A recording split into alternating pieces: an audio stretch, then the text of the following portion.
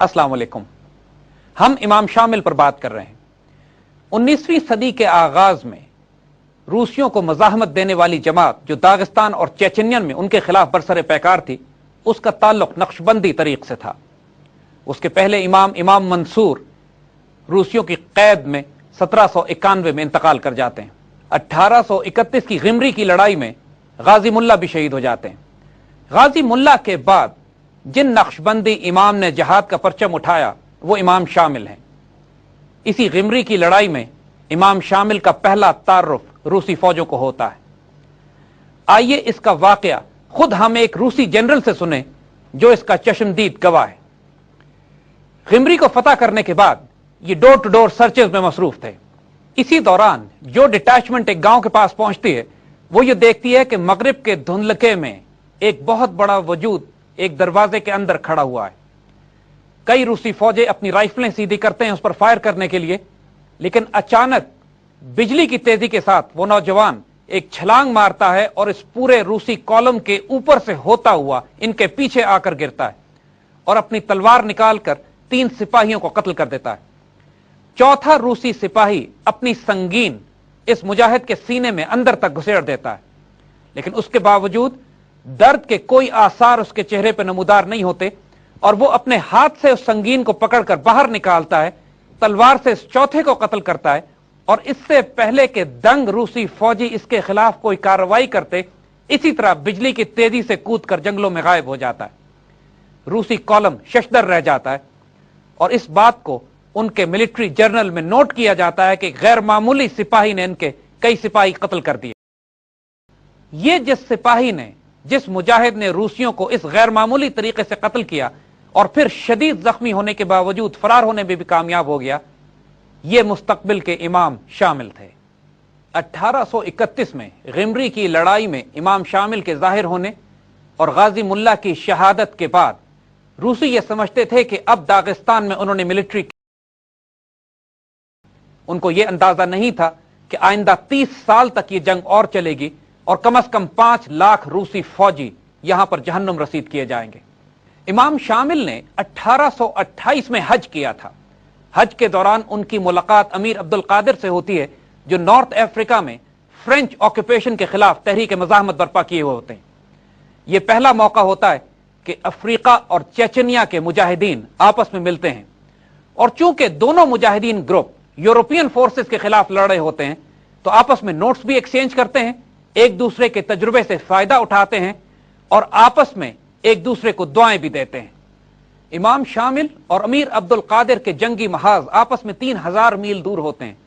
उसके बावजूद दोनों मुसलमान मज़ाहमती तहरीकें एक दूसरे के तजुर्बे से बहुत ज्यादा फायदा उठाती हैं।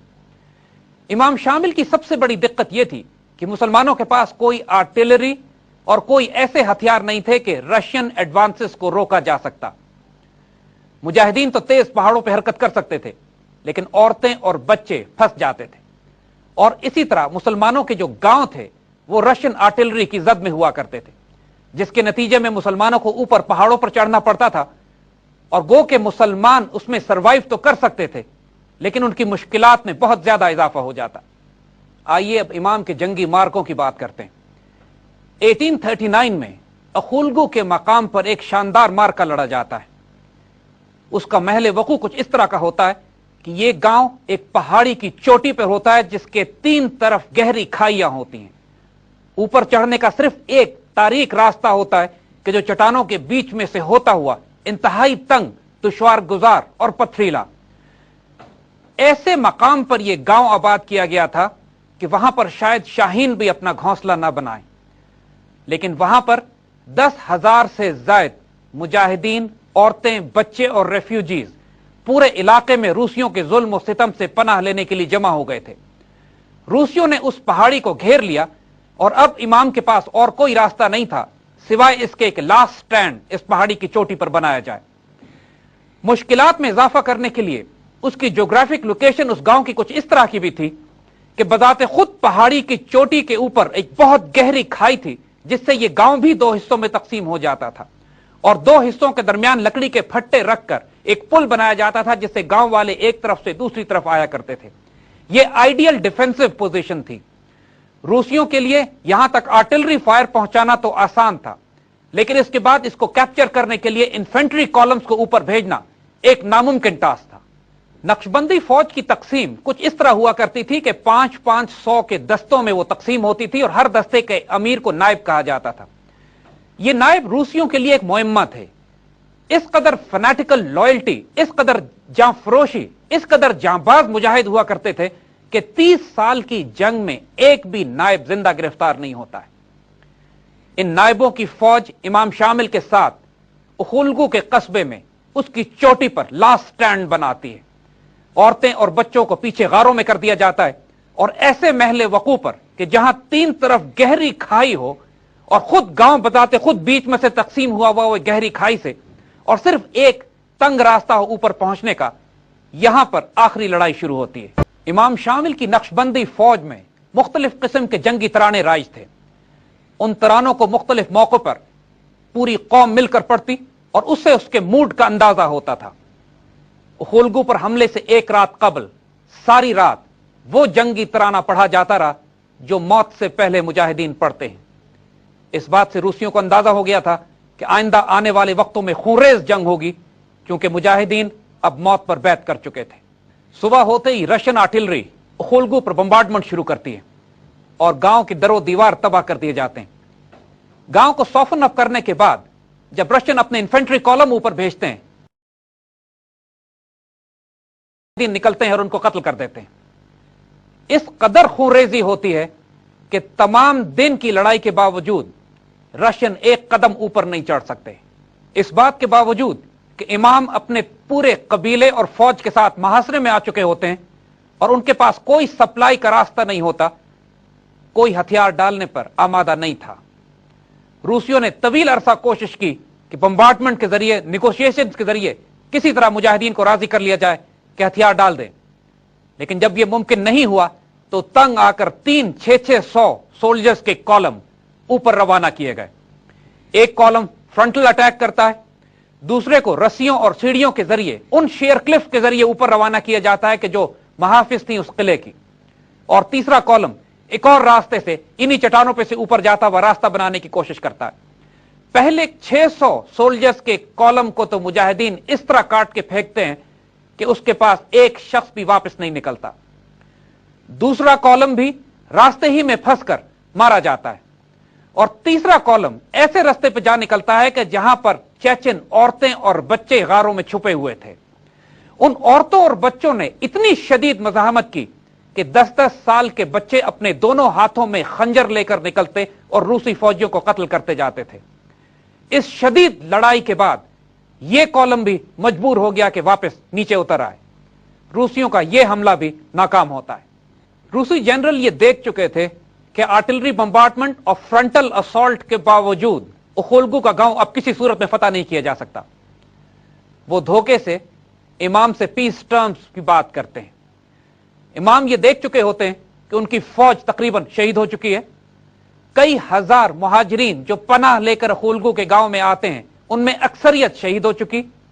सिर्फ कई 100 औरतें, बच्चे और बूढ़े जो शदीद जख्मी हालत में होते हैं और भूख और प्यास के बायस उनमें मजीद अब मुकाबला करने या जिंदा रहने की ताब भी नहीं होती, वही बाकी रह चुके होते हैं। इस सूरत में इमाम मजबूर होकर फैसला करते हैं कि रूसियों के साथ शराइत तय कर ली जाए, और शराइत तय करने की जमानत के तौर पर अपना बेटा रवाना किया जाता है, जो 10 साल का नौजवान बेटा रूसियों के कब्जे में देते हैं। और रूसी ये वादा बेटा इनके पास आएगा तो उसके बाद बाकी कबीले को अमान दे दी जाएगी।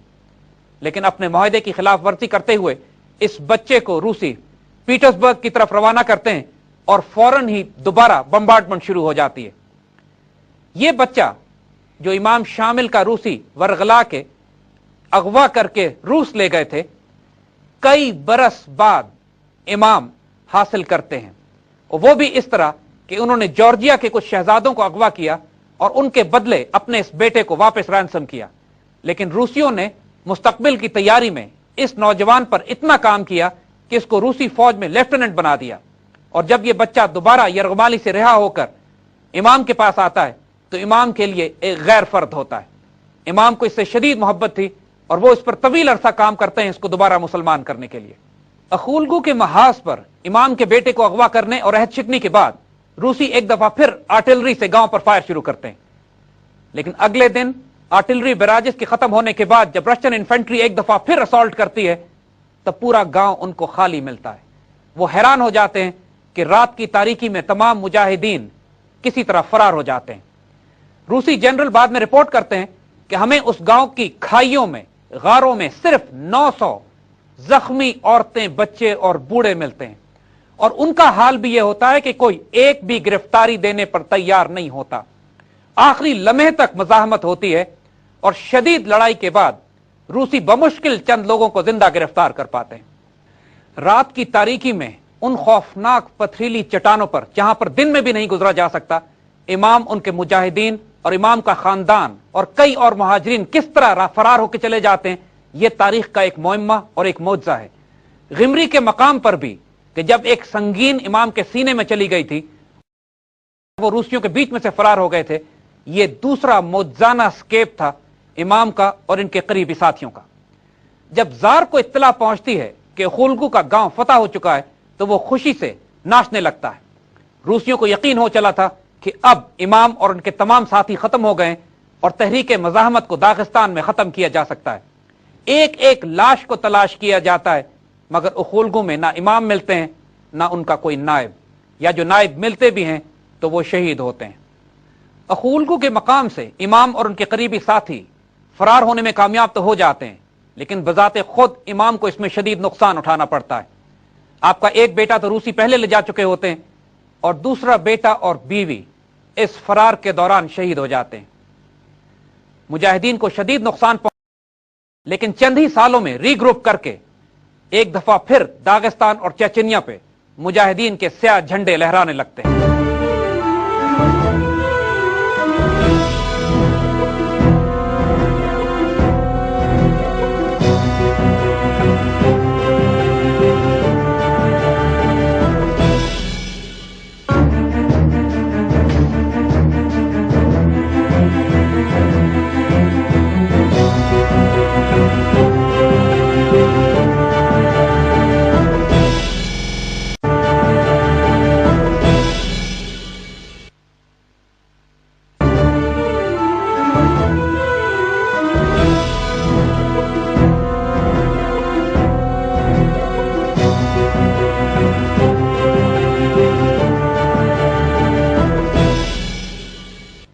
अठारह 1840 तक इमाम एक दफा फिर तहरीक मज़ाहमत को पूरी तरह ऑर्गेनाइज कर लेते हैं।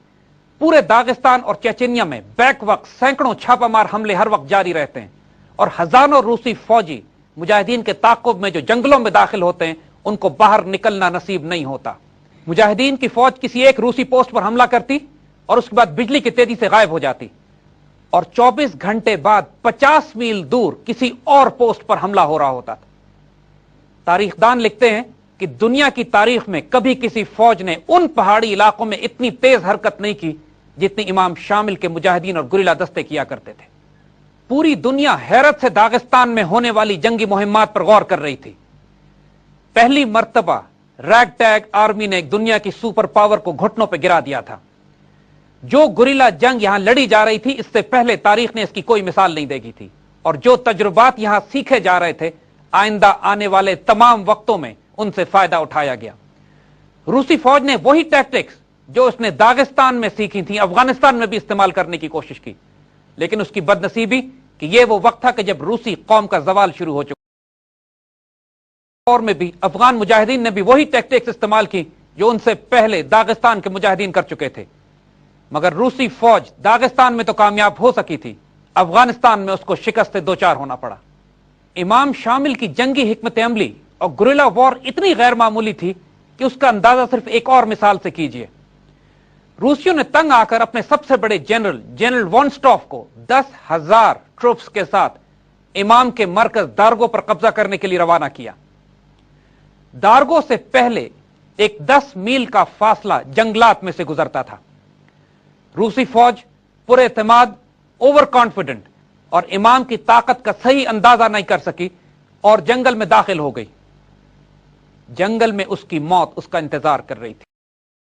इमाम और उनके मुजाहिदीन का यह होम ग्राउंड था।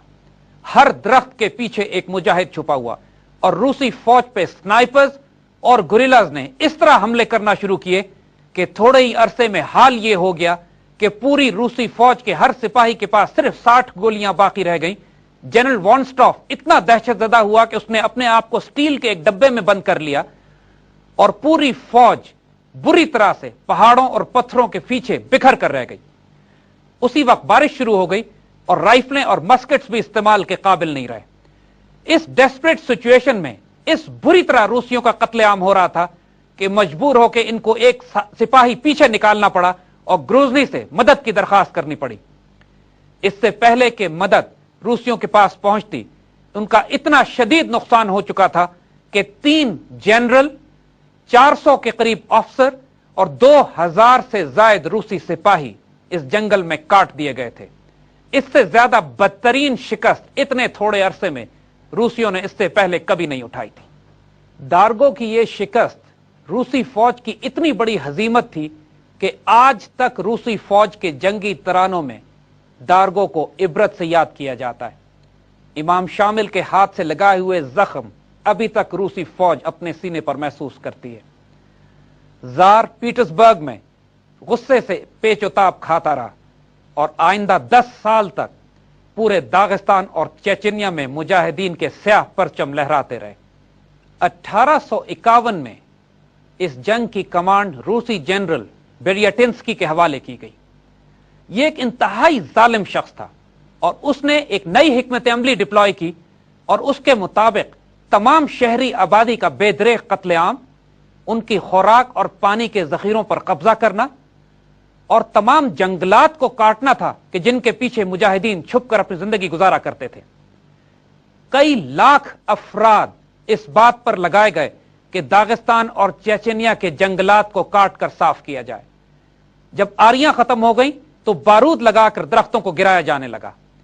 मुजाहिदीन दरख्तों के कटने की वजह से पीछे हटते हुए पहाड़ों पर ऊंचाई की तरफ जाने लगे।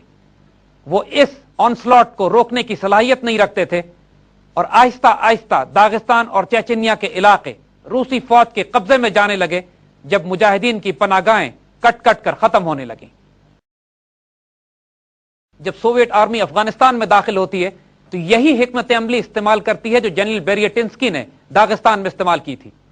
रूसी फौज तमाम अफगानिस्तान की आबादी को मुल्क बदर करती है, खुराक और रसद के तमाम वसाइल को तबाह बर्बाद करती है और मुल्क को ताराज करती है। यह जहन में रखिएगा कि गुरिल्ला जंग को लड़ने के चंद एलिमेंट्स होते हैं। एक तो वो मुजाहिदीन होते हैं जो बजाते खुद जंग करते हैं, फिर उनको एक महफूज बेस एरिया चाहिए होता है जहां वो अपने आप को रीऑर्गेनाइज करें, और तीसरा उनको एक बाकायदा सप्लाई लाइन चाहिए होती है। और इन सब चीजों के साथ ये जरूरी होता है कि इनकी औरतें और बच्चे एक महफूज मकाम पर हों। इस सूरत हाल में गुरिल्ला जंग बहुत अच्छी तरह लड़ी जा सकती है। अफगानिस्तान में ये तमाम एडवांटेजेस मुजाहिदीन को थे रूसियों के खिलाफ। महाजिरीन हिजरत करके अफगानिस्तान को खाली कर गए, लिहाजा औरतों और बच्चों के मरने का कोई खौफ नहीं था।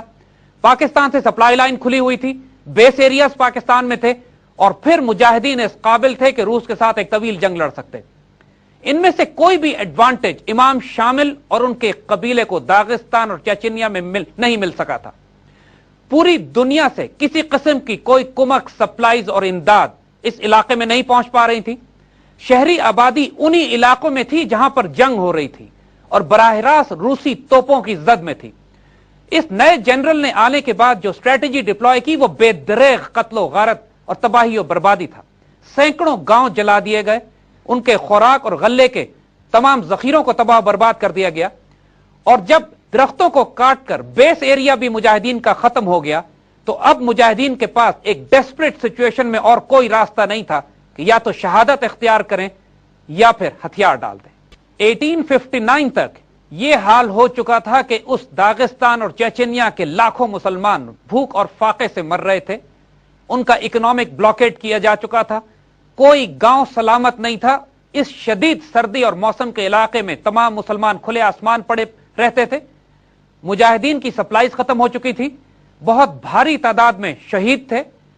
इमाम अब थोड़ी सी फौज के साथ ऊंचे पहाड़ों की चोटियों के मोर्चों पर अपना आखिरी दिफा कर रहे थे। अब सूरत हाल इतनी डेस्परेट थी कि लाखों मुसलमानों की जान बचाने के लिए इमाम बिल आखिर फैसला करते हैं कि अपने आप को रूसियों के हवाले कर दें। 30 साल से जारी रहने वाली इस जंग में 5 लाख रूसी फौजी जहन्नुम रसीद हो चुके होते हैं और पूरी रशियन एम्पायर के वो वसाइल जो वो आधी दुनिया को फतह करने में इस्तेमाल कर सकती थी यहां जाया किए जा चुके होते हैं। लेकिन ये उम्मत के जवाल का वक्त होता है। गुलामी में न काम आती हैं न तदबीरें न शमशीरें। इमाम अल्लाह की रजा पर राजी होते हैं और अपने कबीले को बचाने के लिए अपने आप को रूसियों के हवाले कर देते हैं। उनको फौरन जार के पास ले जाया जाता है। जार इंतहाई बेचैन होता है उस शख्स से मिलने के लिए जिसने उसके तमाम ख्वाब चकनाचूर करके रख दिए थे। इमाम और इनके खानदान को जार अपने करीब ही एक कैद खाने में रखता है, लेकिन कदरे बेहतर सलूक करता है। इमाम शामिल की इज्जत रूस में भी की जाती थी। 1869 में बिलाखिर इनके खानदान के कुछ अफराद को यरगमाल रखकर जार इमाम को इजाजत दे देता है कि वो हज पर मक्का तशरीफ ले जाएं। इमाम जब अपने खानदान के कुछ अफराद के साथ तुर्की के रास्ते मिडल ईस्ट से होते हुए मक्का जाते हैं तो पूरी उम्मत मुस्लिमा के हर शहर में हजारों लोग निकलकर इनका इस्तकबाल करते हैं। अपने वक्त के अजीम तरीन हीरो की हैसियत से इमाम को पहचाना जाता है।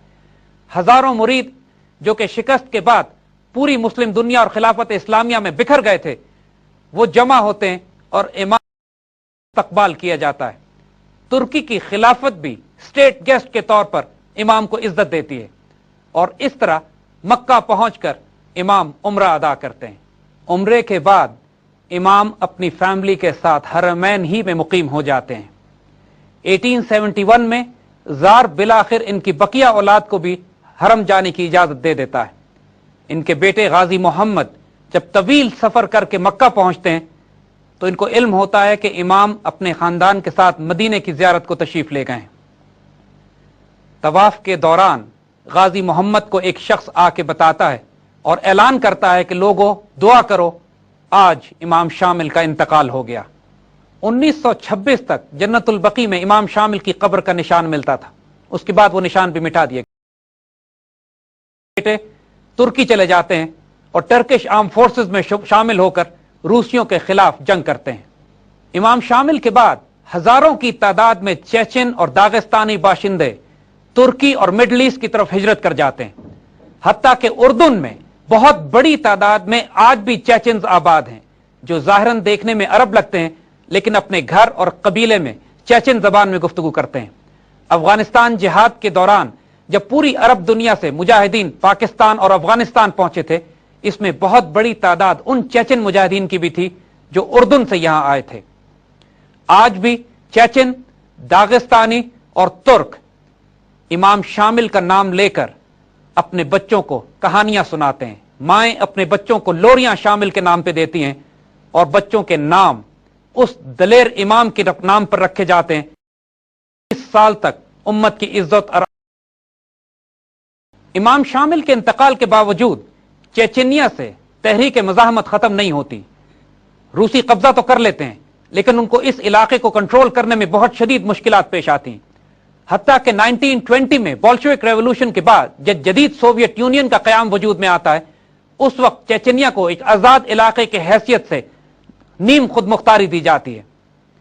दूसरी जंग अजीम में रूसियों ने चेचन्स पर इल्जाम लगाया कि इन्होंने जर्मन्स का साथ दिया था और आजादी की फिर कोशिश की थी। नतीजतन लाखों चेचन्स को बेदखल करके एशिया वस्ती के इलाकों में खाना दरबदर कर दिया जाता है। सोवियत यूनियन का सदर खुर्शेफ बिलाखिर चेचन्स को इजाजत देता है कि पूरी दुनिया में जो बिखरे होते हैं वहां से वापस आकर दोबारा बात हो सके, मगर तहरीक मज़ाहमत चेचनिया में कभी भी खत्म नहीं होती। 1979 में सोवियत इन्वेजन के वक्त रूसी फौज में बहुत सारे फौजी चेचनिया के थे और अफगानिस्तान में दाखिले के फौरन बाद ये डिफेक्ट करके मुजाहिदीन के साथ शामिल हो गए। खास तौर पर उस वक्त कि जब रेडियो कम्युनिकेशन में चेचन्स ने यह देखा कि मुजाहिदीन की तरफ भी चेचन्स मौजूद हैं। यह गैर मामूली वाकया है अफगानिस्तान के जिहाद का कि जब बहुत बड़ी तादाद में सोवियत चेचन फौजी इसलिए डिफेक्ट करते हैं कि मुजाहिदीन में उनके चेचन रिश्तेदार और अजीज जो बरसों पहले चेचनिया से हिजरत करके उर्दुन चले गए थे, मुजाहिदीन की तरफ से जंग करते हुए आपस में राब्ता कायम कर लेते हैं। सोवियत यूनियन के अफगानिस्तान में शिकस्त खाने के बाद जब हिस्से बखरे होते हैं तो चेचनिया के मुजाहिदीन एक दफा फिर ऐलान जिहाद कर देते हैं और रूसी फौज को एक दफा फिर चेचेनिया और दागिस्तान में दाखिल होकर इमाम शामिल की औलादों से जंग करनी पड़ती है। आज भी चेचेनिया में तहरीक मज़ाहमत जारी है और नस्ल दर नस्ल मुजाहिदीन रूसी फौज से बरसरे पैकार हैं। इमाम शामिल के दागिस्तान से हिजरत करने के बाद गो के मुसल्ला जहाद कुछ अरसे के लिए कम हो गया था, लेकिन उसके बावजूद नक्शबंदी तरीक वहां पे उसी तरह कायम रहा और आज भी चेचेनिया, दागिस्तान और मुल्हिका इलाकों में नक्शबंदी तरीक को मानने वाले बहुत बड़ी तादाद में मुरीद मौजूद हैं। चेचेनिया की तहरीक मज़ाहमत में भी नक्शबंदी मुजाहिदीन शामिल हैं। तारीख इंसानी ने ऐसे आजाद, दलेर, गैरतमंद मुसलमान मर्द न देखे होंगे जो 225 साल गुजरने के बाद भी रूसियों की गुलामी कबूल करने पर तैयार नहीं है। इमाम शामिल के ये पुरस्रार मुजाहिदीन वसत अफलाक में तकबीर मुसलसल तो दे सकते हैं, लेकिन पैवस्ता जमी पे तस्बीह और मनाजात के कायल नहीं है। ये शाही का जिगर और चीते का तजस्सुस रखने वाले मुजाहिदीन, जिन पर इस दुनिया में मरने की पाबंदी और अगले जहां में जीने की पाबंदी है, ये कुरान की उन आयात पर पूरे उतरते हैं कि मिनहुम मन क़ज़ा नहबहु व मिनहुम मन यंतज़र, कि जिन्होंने कुछ ने अपनी कसम पूरी कर दी और कुछ अपनी कसम के पूरे होने का मुंतज़िर हैं। ये मुजाहिदीन उम्मत मुस्लिमा की आबरू की मुहाफ़ज़त करते हुए आज भी अपने जहाद को जारी रखे हुए हैं और इंशाअल्लाह इनकी फतह नजदीक है।